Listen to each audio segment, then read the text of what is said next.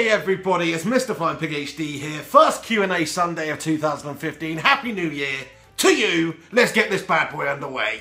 John Jackson asks, if you were Manchester United manager, what's the first thing you'd say to Anderson? Put that pie down, lad. I've got something to tell you. You are shit at football, pal. What happened to you? A few years ago, you were actually decent. Now you're absolutely gastastic. Sort your freaking life out, mate. Mo Farah asks, why do you have always that hat on? That's bad grammar, mate. Awkward. John Shin Talks, my old nemesis, asks, be honest, who's better in FIFA, you or me? Alright, well I'm not actually in FIFA, but if you mean who's better at FIFA than me. You're good, kid, real good, but as long as I'm around, you'll always be second best, see? Dagger asks, do you think the BPL is the best league in the world? Absolutely, it's the best league in the world. If you look at the top 6 sides, I think the average quality of those top 6 sides would absolutely decimate the average quality of the top 6 sides of any other league in the world. Maybe the top teams in the league are not right up to standard with maybe the Bayern Munich's and Real Madrid's this particular moment in time, but certainly not too far off.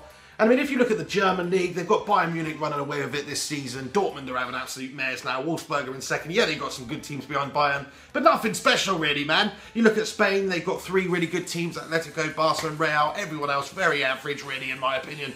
Italy, what are you doing, Italy, mate? I remember the days of Goetzo. It's the freaking best league in the world, mate.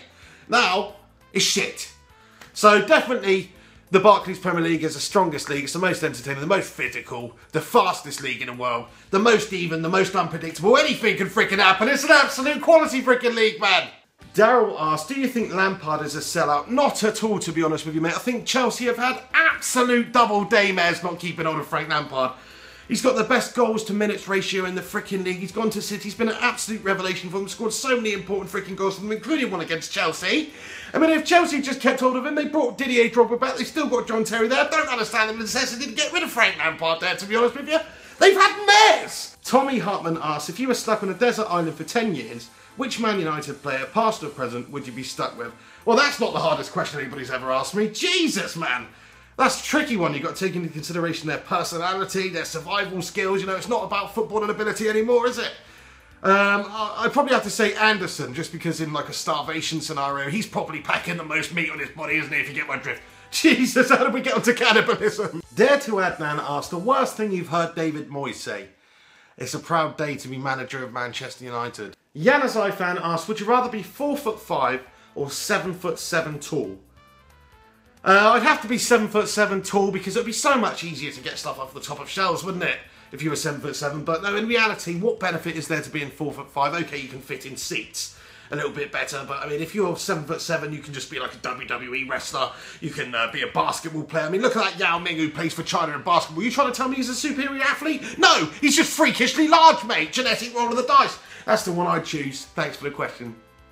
2K14U asks, I heard you was packing 10 inches, is that true? Where did you hear that, mate? And around. You do the math.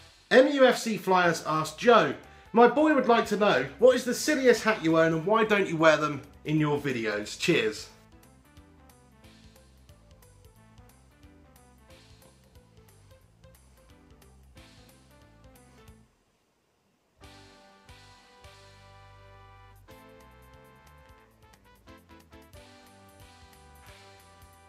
Yeehaw!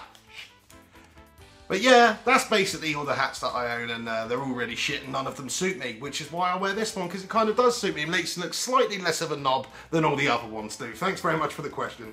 John Jackson asks, which goal gave you the biggest boner, Evra versus Bayern or Ronaldo versus Porto? Well, since it's been many years and I'm still masturbating to that Ronaldo versus Porto goal, I'd have to say that one was like from 40 yards, mate. It's probably the best freaking strike I've ever seen. Matt asks, would you rather piss on Anfield's pitch or take a shit on the Etihad's pitch? Well, it's a tough question, it really is. I mean, I guess it'd be dependent on what my bodily functions were at the time, really. But, I mean, if it was like a premeditated, planned out thing, I'd probably have to combine your two choices and go and do a nice big old King Kong's finger right at the goal end. So that was my Q&A Sunday video. I hope you enjoyed it. If you did, please chuck a like on this video and subscribe if you're not subscribed. Please do keep sending in questions. You're all a bunch of legends for sending them in. Sorry if I didn't get around to answering yours this time. Comment below using the hashtag AskThePig to ask me a question, or you can tweet them to me at MrFlyingPigHD using the hashtag AskThePig. But until next time, thanks very much for watching. Take it easy. Bye.